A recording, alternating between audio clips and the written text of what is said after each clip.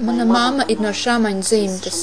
2000. gadā viņa apmeklēja šamaņu un veica dažus rituālus. Un pēc tā mūsu ģimenē sākās neparastas, neizprotamas un šausmīgas lietas. Mana mamma mēģināja veikt pašnāvību, mēs centāmies izvest viņu no šī stāvokļa. Un staigājām pie ārstiem, mēs staigājām pie ekstrasensiem, mēs apmeklējām arī lamu, dažādus šamaņus, gājām pie tantiņām, zīlniecēm un tā tālāk. Bet, ziniet, mēs nekur nevarējām saņemt palīdzību. Vienreiz mums pateica atnāc uz kristiešu draudzi, un tad, kad mēs atnācām, mūsu dzīve ļoti izmainījās, bet tik un tā kaut kādas saknes mūs vēl atturēja no izrāviena, no patiesas brīvības. Mēs to neizjutām un nevarējām atrast. Pat kristietībā būšanas gars, kas nāca no paaudzes caur mirušo dvēseļu pielūgšanu, neatstājās no Larisas. Viņa izmisīgi meklēja zināšanas, kuras darītu viņu brīvu, bet pat pēc vairāk kristīgu iestāžu pabeigšanas ilgi gaidītā brīvība arī neiestājās. Es uzreiz sāku kalpot Dievam, jo es biju apsolījis Dievam, ja viņš izdziedinās manu mammu, es kalpošu viņam. Es pabeidzu 2 seminārus Krievijā un maģistratūru Dienvidkorejā. Šogad es aizstāvēju disertāciju, bet, diemžēl, mana dzīve nemainījās. Es vēlējos piedzīvot dzīves attiecības. Es vēlējos, lai manā dzīvē notika dievišķa izpaušanās, lai Dieva spēks būtu uz manis. Bet es jūtu, ka man ir kaut kāda demoniska izpausme manā iekšienē. Kad viena pati lūdzos mājās, tieši tad, kad bija kādas spēcīgākas lūkšanas, tajā brīdī es jūtu, ka no manis iznāk tādas neparastas skaņas. Kaut kāda šņākšana, būbināšana, mainījās grimases, un acis varēja skraidīt šurpu turpu, ļoti stipri miegt acis un tam līdzīgi. Un tas man ļoti satrauc un biedēja. Mācības neatnesa vēlamo rezultātu, bet slāpes tuvoties Dievam un visās dzīves sfērās kļūt veiksmīgai, pavināja sievieti meklēt jaunu šīs problēmas atrisinājumu. Oktobra mēnesī es plānoju braukt uz Dienvidkoreju. Es plānoju tāpēc, ka draugi man uzaicināja uz turieni, lai pavadītu laiku lūgšanu kalnā. Un tur es gribēju lūgties un turēt gavēnu. Es domāju, ka Dievs man atklāsies un es piedzīvošu šīs personīgās attiecības ar viņu. Bet Larisas plāni izmainījās. Dažas nedēļas pirms lidojuma uz Koreju iezvanījās tālrunis. Septembra 20. datumos es sēdēju mājās. Tas jau bija vēlā vakarā. Iezvanījās telefons un zvanīja mana mamma.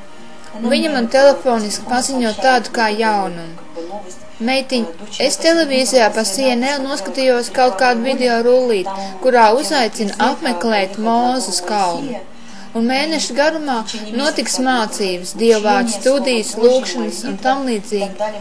Varbūt tev vajadzētu aizbraukt. Un es prasu mammai, mums jābrauc uz kaut kādu kalnu, sēdēt Sinai kalnā Eģiptē.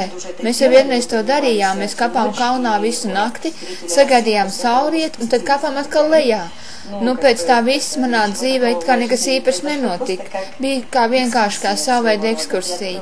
Es atvēru savu klēpju datoru, paskatījos internetā un ievadīju Vladimirs Muņķjans Mūzes kalns. Tur atvērās koledžas lapa un es lasu. Un man tas šķiet tik smieklīgi. Un es zvanu mammai un saku, tas izrādās ir tepat Ukrainā. Vienkārši sauc koledžu Mūzes kalns. Mēs pasmējāmies un es saku, varbūt braucam kopā. Es domāju, ka viņi nepiekritīs, jo tas tomēr ir liels attālums, gandrīz 7000 kilometri. Mēs nobraucām ceļā, kamēr atbraucām līdz Ņepopetrovskai. Bet man par pārsteigumu viņi ļoti viegli piekrita. Un tā Korejas vietā Larisa kopā ar mammu un vēl 3 draugiem nolēma atbraukt uz koledžu Mūzes kalns. 3 dienas es nevarēju piereģistrēties, un es lasu mājas lapā, tur rakstīts. Kāpiens kalnā ir patiešām ļoti smags darbs. Un pat, lai uzkāptu fiziskā kalnā, ir jāpielieto kaut kādu piepūli.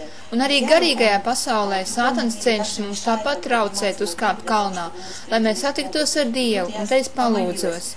aizliedz tev traucēt man reģistrēties koledžai. Un es sapratu, ja man jau sākotnēji šāds grūtības, tad man noteikti jābūt šajā koledžā. Un burtiski pēc šīs lūgšanas es piereģistrējos, nepagāja pat 5 minūtes. No tā manī parādījās pārliecība, ka tieši šajā koledžā tas kungs atbildēs uz manu lūgšanu. Grūtības neapstādināja Larisu, tieši otrādi iedeva pārliecību, ka viņa ir uz pareizā ceļa, un kā tas izrādījās vēlāk, tas bija liktenīgs lēmums viņas dzīvē. No mūsu draudzes mēs ieradāmies 5 cilvēki. Atbraucām uz Dņepropetrovsku, un šeit bija ļoti dziļas mācības. Daudz no tām bija zināmas, bet šeit Svētais Gars tik dziļi atklāja, šīs mācības aizskāra manu sirdi, un es sapratu savas kļūdas, kuras kādreiz pieļāvu un nemācēju ar tām tikt skaidrībā. Caur sprediķiem es atrados tādā kā pirtī, Dievu vārdu pirtī. Šodien šajā zālē daudz vēlni būs sakauti, draugi, tā ir taisnība. Vēlni tiks pilnībā sakauti. Šodienas vēlns zaudēs savu ietekmi, zaudēs savu kontroli par tām dzīves sfērām, kuras viņš kontrolēja, jo atnāk reāls Dieva spēks. Šajā zālē atnāk reāls Dieva spēks. Atnāk šis īpašais svaidījums, kuru mēs godinām, brīnišķīgais svaidījums, kas dziedina, kas atbrīvo, kas iznīcina sātana kontroli. Ak, mans Dievs! Un 18. oktobrī dievkalpojumā, kad mācītājs Vladimirs Muņķana vadīja lūgšanu par atbrīvošanu, es izgāju uz skatuvi, jo es sajūtu pamudinājumu. Es pamanīju, ka man parādījās tāds kā demoniska veida izpausmes. Un es izgāju uz skatu un mācītājs pieskārās man. No sākuma es nesajūtu neko. Bet tad pēc kāda brīža kā vilnis no manis sāk celties augšup. Un es vienkārši raudāju. Es nezinu dēļ kā un kāpēc, vienkārši sāku raudāt. Un caur šīm asarām man notika atbrīvošanās. Tā bija atbrīvošanās no paudzē mantotā lāsta. Paudzēs mantotais bušanas lāsts bija salauzts Larisas dzīvē. Šajā dienā Vladimira Muņķana lūgšanas laikā Svētais Gars pieskārās viņai, un viņa pirmoreiz sajūtās pilnīgi brīva un laimīga. Es sajūtu taustām brīvību, un tā atnāca kā vieglums miesā, tāds vieglums prātā.